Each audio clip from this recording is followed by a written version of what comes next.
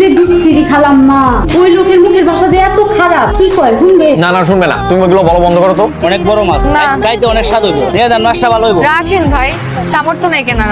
লাউ কত করে? কত হয়েছে? এর থেকে কমে হবে না না চাচা? এত ভারী ব্যাগ নিয়ে কি বাসায় যাচ্ছেন? জি আমার অভ্যাস আছে। মানে আমি তো বাসার দিকেই যাচ্ছি, বাইকে ওঠেন একসাথে যাই। এত ভারী ব্যাগ নিয়ে বাইকে উঠবো কি করে? আপনি একটা ব্যাগ আমাকে দেন। আপনি ব্যাগ নিলে বাইক চালাবে কে? এক হাতে বাইক এক হাতে ব্যাগ, অভ্যাস আছে আমার। একদম চুপ। আর একটা কথা বললে কিন্তু ভাতের প্লেট গায়ের মধ্যে ছুঁড়ে মারবো। আড়ালে আপটালে তো কম মারো না, কম গায়ে হাত তোলো। তুমি কি চাও বলো তো? সংসার করতে চাও না?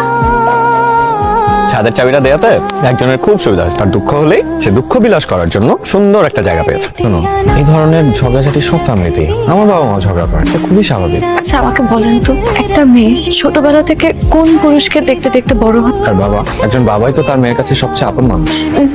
এখানে আমার জীবনটা